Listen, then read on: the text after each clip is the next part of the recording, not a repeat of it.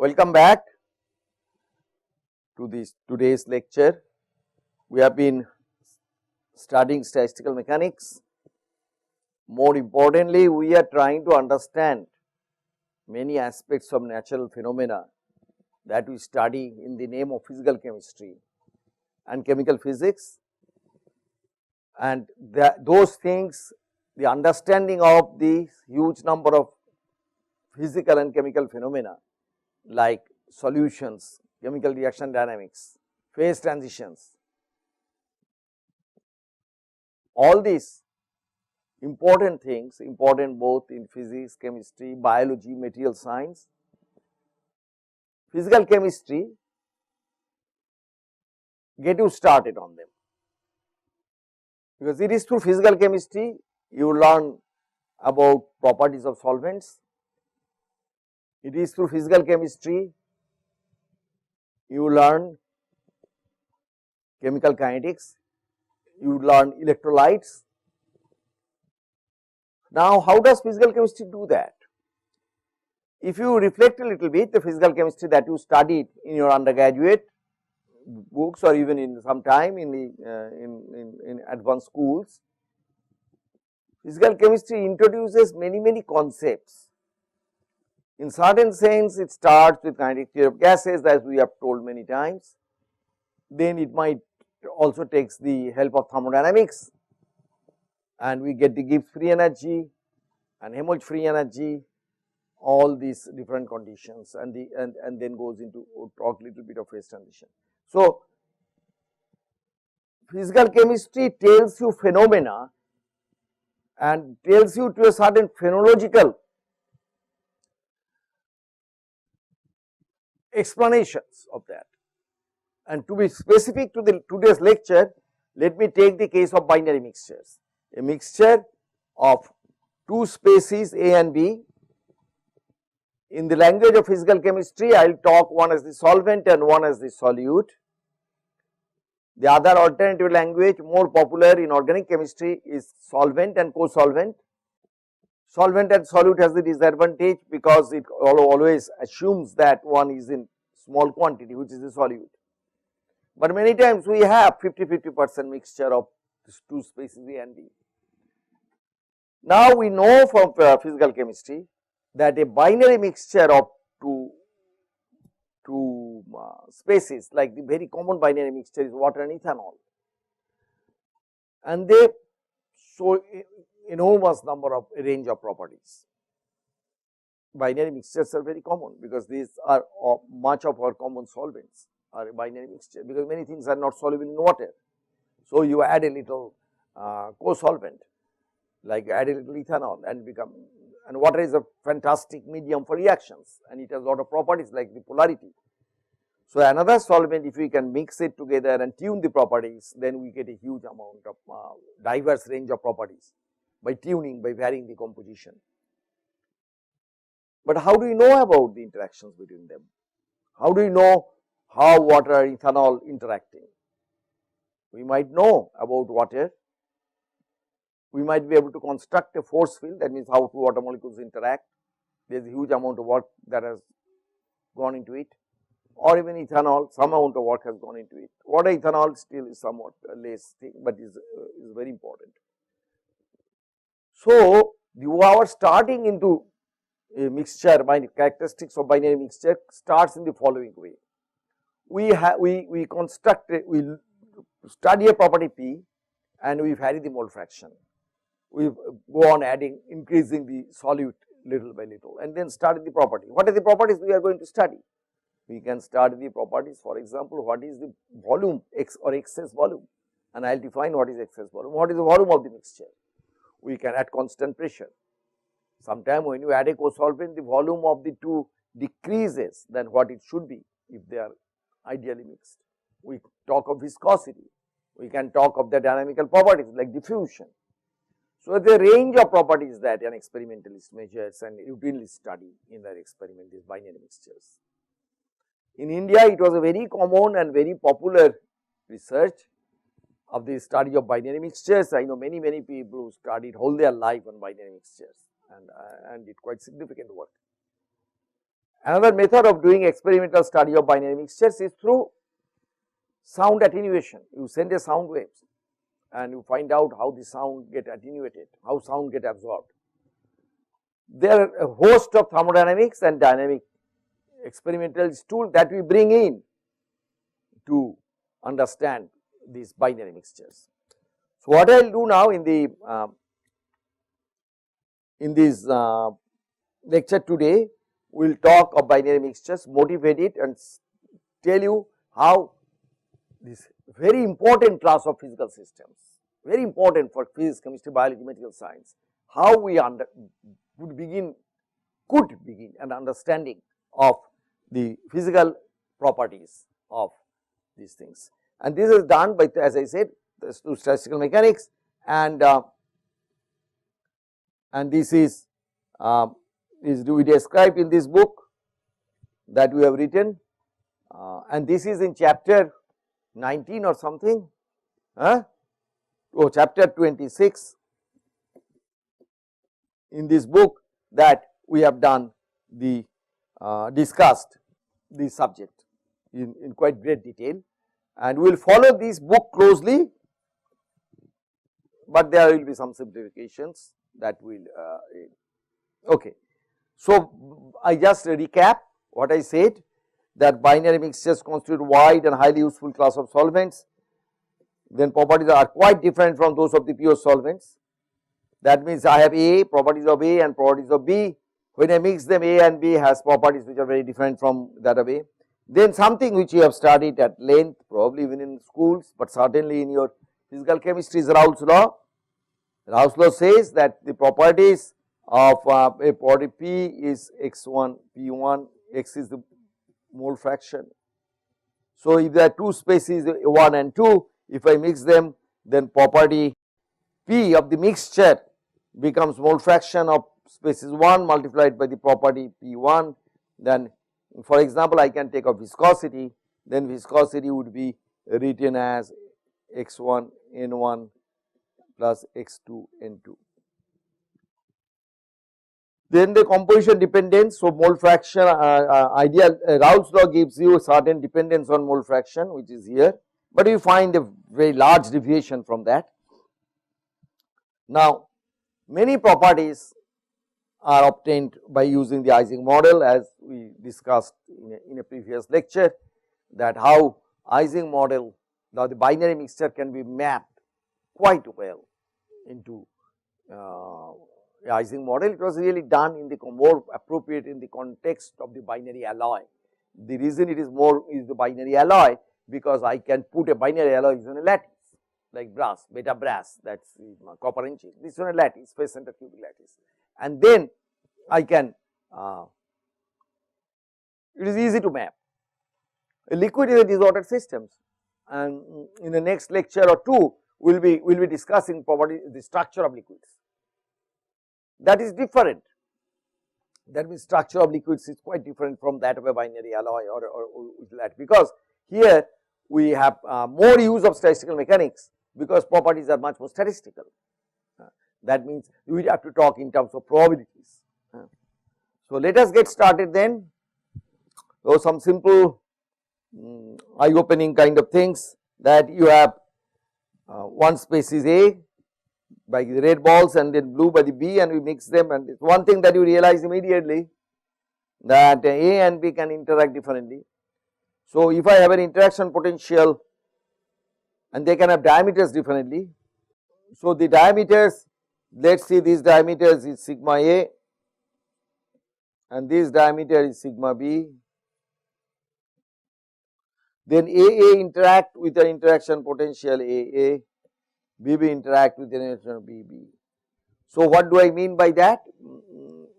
AB and AB, I have what in back of my mind, essentially a interaction potential UR, and I have this kind of potential Lennard Jones, then it is the depth that I am talking.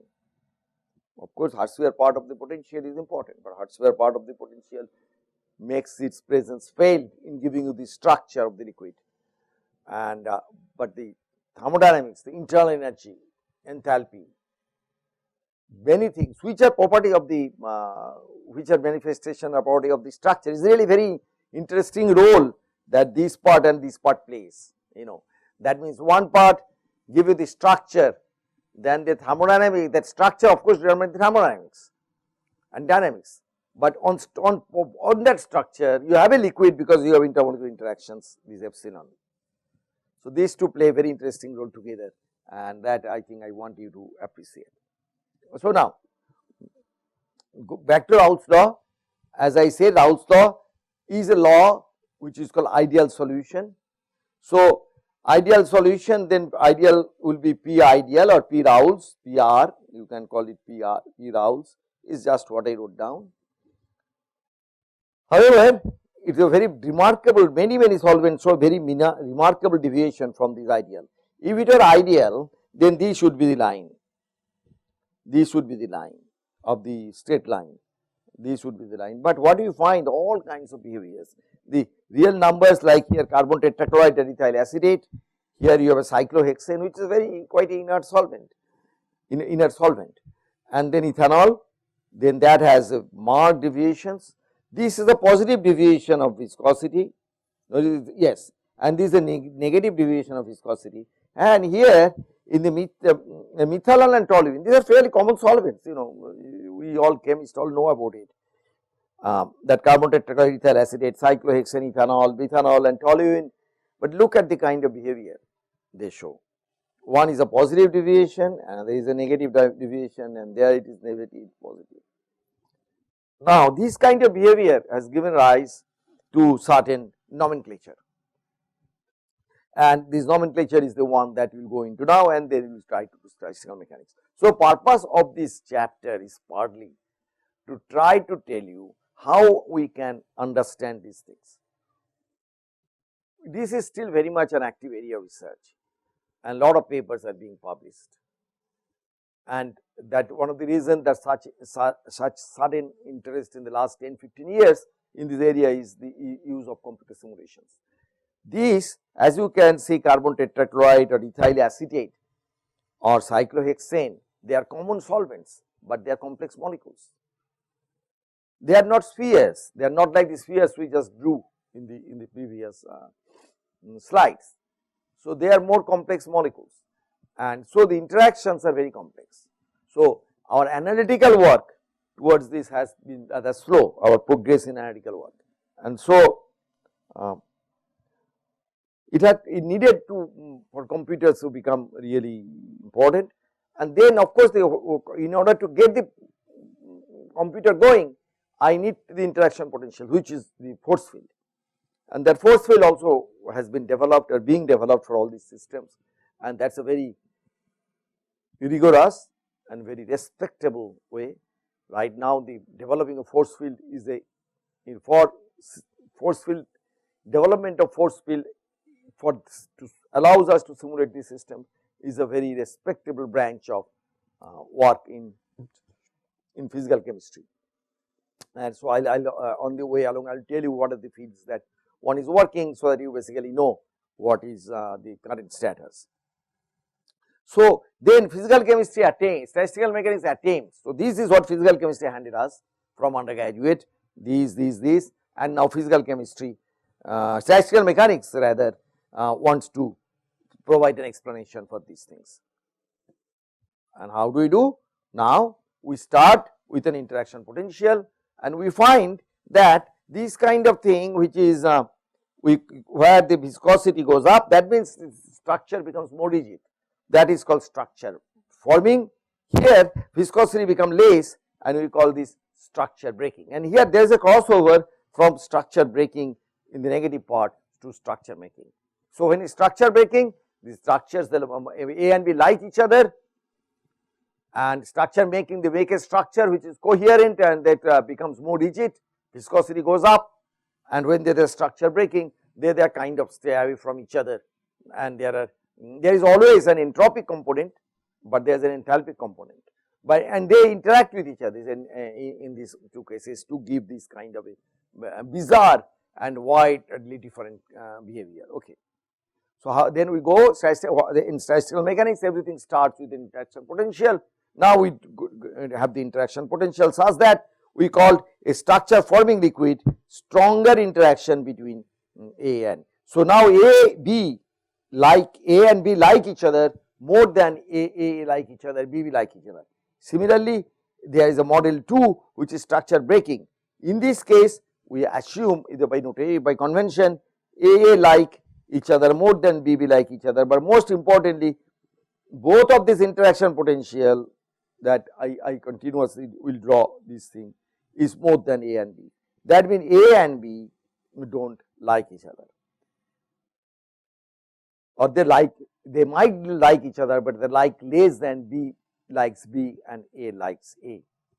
This is structure breaking, and structure breaking is the one that gave this viscosity. If I wrote viscosity against composition, if this is the Raoult's law, this goes like that.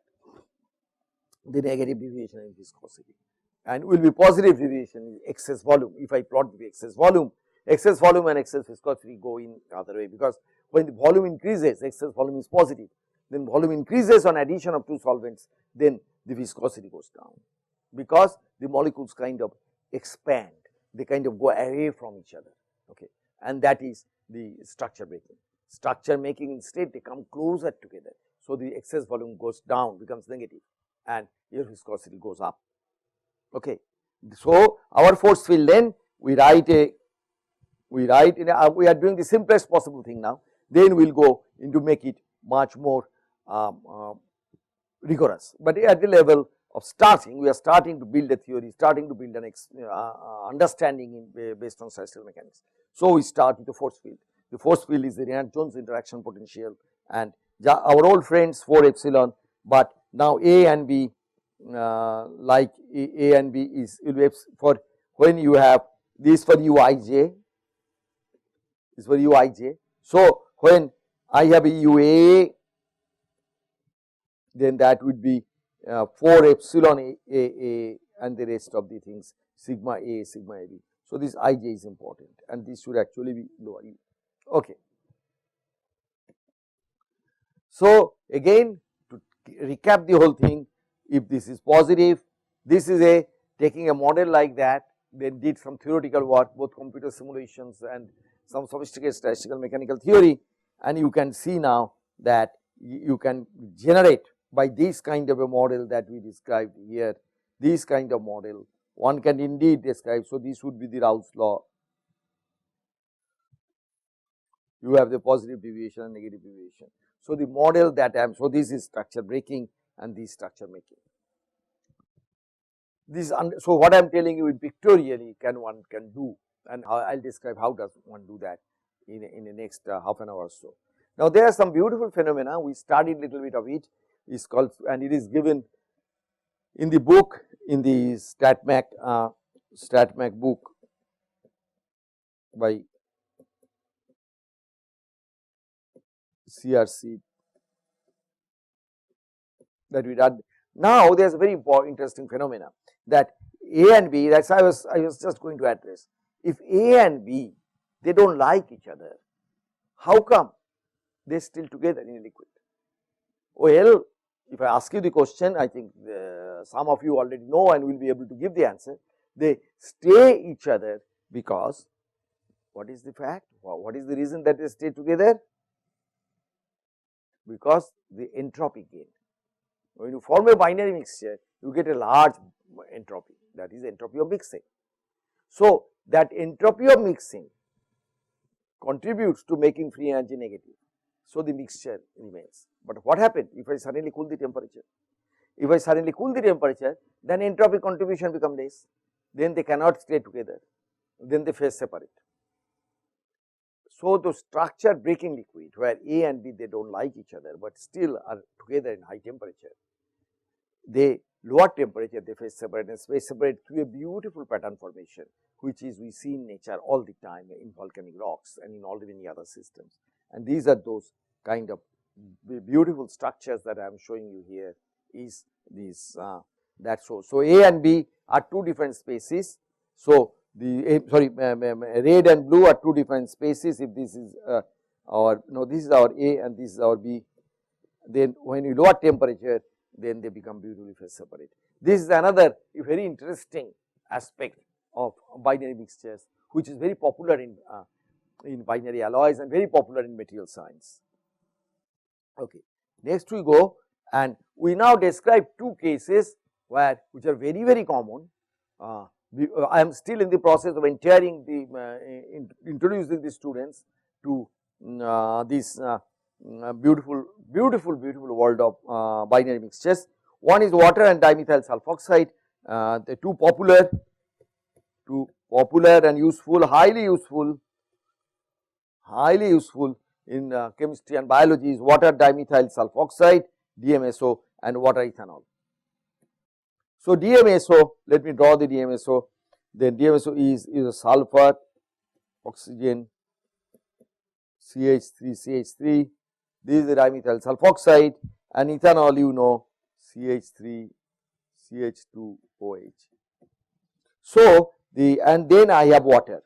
So everywhere there is water here. These are water molecules. Now you notice something very interesting. In the dimethyl sulfoxide, oxygen is negatively charged, sulfur is positively charged, and a methane group, nearly spherical, has very little charge. So water molecules just surround this oxygen, and water molecules kind of go away from methyl groups. You know, they kind of form a cage structure, but they little distance away because they don't want to disrupt their hydrogen bond.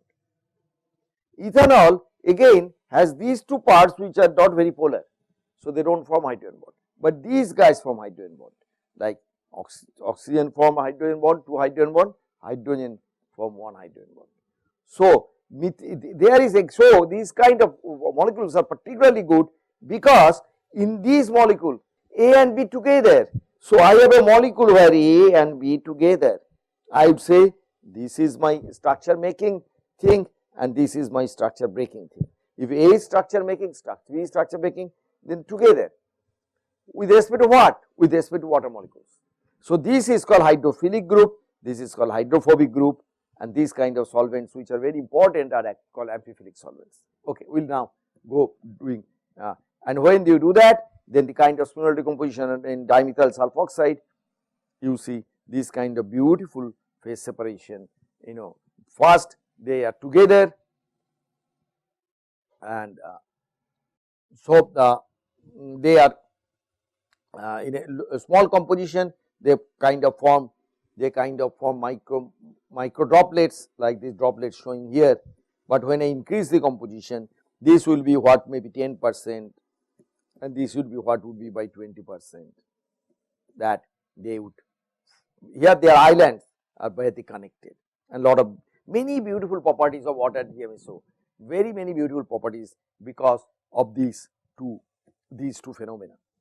So what I am trying to tell you now is that we are going to do a quantitative theory, we are going to explain a quantitative theory, but you should never fail to appreciate that there is certain understanding which is coming from physical chemistry. The understanding in terms of structure making, structure breaking is a very powerful paradigm. Then hydrophobic and hydrophilic, this is again a very powerful concept. So what statistical mechanics does, takes these powerful concepts and terminology and picture from physical chemistry, and then kind of put them into a quantitative predictive theory. So these beautiful language that we use and the concept, they are not predictive, they don't give you numbers, they give you some understanding, but they are not quantitative, they are qualitative. So but now statistical mechanics what gives you a quantitative, they give you how to A that. Okay, now let's then get going. Now as I am telling you that we want to A and B interaction potential A. So I have some idea of the interaction between A and A.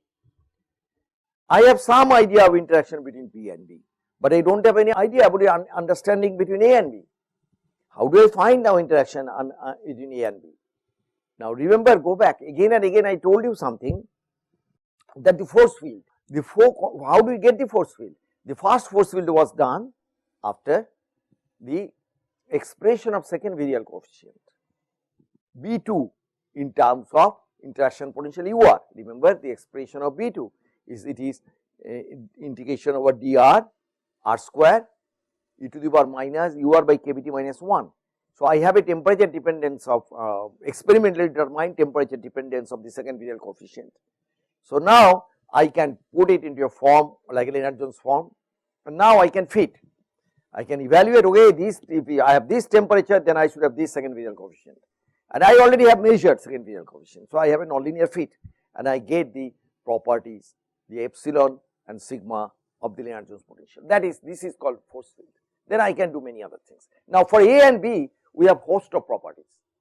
We have diffusion constant, we have the equation of state, we have second virial coefficient. So, we have a control over sigma and epsilon, the force field parameters of the interaction. But how about binary mixtures?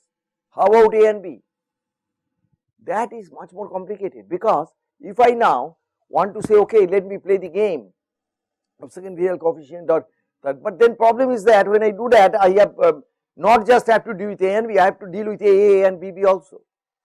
So, then the basic idea is that divide and conquer, we get A and A, we get B, then I want to make A and B. But then I need a phenomena, certain particular experiments which is sensitive to interaction between A and B, because I already have two other interactions hanging around and confusing me, and that is the osmotic pressure. Osmotic pressure gives you this, your inroad into interaction between A and B. The reason that osmotic pressure is so important, that osmotic pressure has been taught in such great detail in undergraduate physical chemistry. It is a very big thing in biology.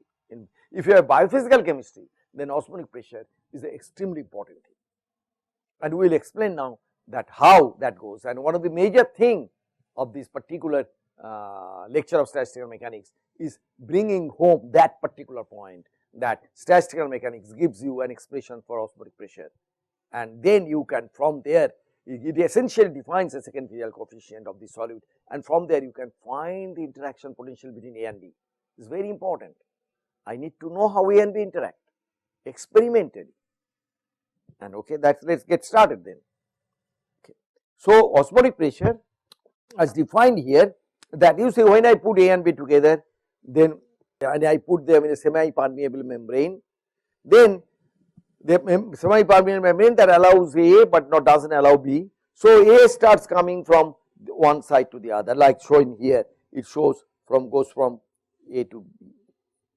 And how do I stop that? I stop it by putting a pressure up there. So, this guy is in pressure P, but this guy is in pressure P plus this is P plus pi, and pi is the osmotic pressure, we know that. So, we put a pressure on right side where I have solute due to pressure on solution to stop the flow, and that excess pressure is the osmotic pressure. Now, when I stop the flow, then the systems are in equilibrium now. They are in chemical equilibrium, they are in mechanical equilibrium, they are in thermodynamic equilibrium. Chemical potential of the two are the same, which is same here. So, chemical potential SOALV is for solvent, chemical potential of the solvent molecules. So, to be particular, we have two chemical potential, but chemical potential of the solvent molecules, because it is solvent molecule that was coming from left to right, same on the two sides. So, the chemical potential of the solvent is the same. So, chemical potential of the solvent must be the same on the two sides. Okay. S is means in the presence of this solution. This I know, this U naught Pt. This is the chemical potential of this guy. So, now from thermodynamics, I can now, if I have mu in the presence of small concentration of a solute, then I can write that the chemical potential is written as that of the pure solvent. So, this is a interesting beast. This is this is a mole fraction of the solvent, that P plus pi is the pressure, which is I am talking of this right hand side of my slide, and then a temperature T. Then I now write it in terms of the pure solvent, but it has to be at pressure P plus pi, and then the correction term. that is RT-LNX solvent. Okay, this comes from thermodynamics. So now, since I have this thing and this thing now must be by equation 1 and equation 2. I equate these two and I get mu naught P plus by this guy here RT-LNXi is mu naught PT. So this is the one equation that I derived. Now this is only one of the equations on the way we are going to derive them, but remember this equation, next equation we are going to do is the following. Okay, now we have to use the Gibbs-Duhem equation. What we are going to do now? We are going to, the whole idea is, if you are smart enough, you would be knowing from ideal gas law or from gas law that whole idea is to get, whole aim is to get an expression for the osmotic pressure phi, right? That's the goal. That's why I am doing all these things. That's what I have derived an equation in chemical potential. So now if I do that, my star equation here, I want to use it, but how do I go about now? Now I need, then next piece of the puzzle is to find out the variation of chemical potential as a function of pressure. I have done variation of chemical potential in terms of mole fraction. What I am going to do now as a function of pressure, right? And who gives you that? Who gives you variation of chemical potential with pressure? That's the Gibbs-Duhem equation. That's one of the really equation I like, and it's a very, very powerful equation. And that's why Gibbs-Duhem equation is so important. So here is the Gibbs-Duhem equation. N d mu V dP. Sorry about the notation of P, many different kind of need, but it is actually P is pressure here. I divide this by N and divide the specific volume V. Then I integrate from pressure P to pressure P plus pi. Pi is the osmotic pressure. I integrate d mu. Then I integrate this guy. I'll of course integrate this one in a minute. And then I integrate. I can do this integration. This is mu naught P plus pi t minus mu naught pt. The same thing as integration of V dP, because the integration of that term. So I have first done just the integration and got this thing. Then there I put it equal to V dP. I probably would have written the other way around. Okay. Now this integration is from P to P plus pi. So I would have probably written it dP Vd equal to, then there's integration mu naught P plus pi, forget about T, mu naught P. So now we are almost there. So now I bring this, combine the two things together and I get V dP. And now what we are going to do, we are going to go back to the previous slide. We have already derived that, so I bring this on this side. So mu naught P plus pi minus mu naught P equal to RT-LN. So my equation is done. So I have this. Now I assume V is weakly dependent on pressure. The molar volume is increasingly dependent on pressure. Then I get integration. So V comes out, this comes out, and then this integration just give me pi. So V pi equal to RT-LNX, and I take on the right hand side. So I derive this beautiful equation. This was done by Grade Van Toff, one of the three major people who is physical chemistry. One is Arrhenius, the other is Ostwald, and other is the Van Toff. And the first Nobel Prize in chemistry went to Arrhenius, second one went to Van Toff, third one would have gone to Ostwald, but presumably the story I know that Arrhenius didn't like Ostwald at all. So there's 1907 was Ostwald Nobel Prize, 1901 was Arrhenius, 1902 or 1903 is Van Toff. So I remember I was asked this question in one of the quiz, because in India we have very strange kind of fact oriented exams, and I was asked who got the first Nobel Prize in chemistry. I thought quite a bit, chewed my pain, and then I selected Van Toff. But no, it was Arrhenius who got the first Nobel Prize. But but Van Toff is one of the father figure of the solution phase physical chemistry, and that was what was the early 20th century. That was the most important, because people realize that we must understand solution. Okay, so this beautiful relation now. Now something even more interesting we are going to do. This is RT-LNX solvent. Now I write it as X solvent is 1 minus X solute, this is here. Then ln 1 minus X solute is X solute minus, this is the expansion, logarithmic expansion, and lo and behold, I get a beautiful. So, I take this term, first term, minus and minus plus, and I get my ideal gas law. This is the ideal gas law for solutions. This is one of the most important thing of the binary mixture. Osmotic pressure is perhaps the most important thing, and this equation Van 't Hoff, all these things were done by Van 't Hoff. So, we now beginning to get an idea. We are now beginning to get an idea, okay, this is how it goes, that I have been able to derive the ideal gas law. Now, if I get a deviation from the ideal gas law in terms of the concentration X solute, then I will be able to get a second virial coefficient, thing like that. So, I will then get an idea of interaction, effective interaction between B and B, and which will be very useful, and also interaction between A and B. So, that was exactly the strategy was followed by Mayer in many years later, and it was also the strategy that was Van 't Hoff and Ostwald has. This really all, this really makes a beautiful story.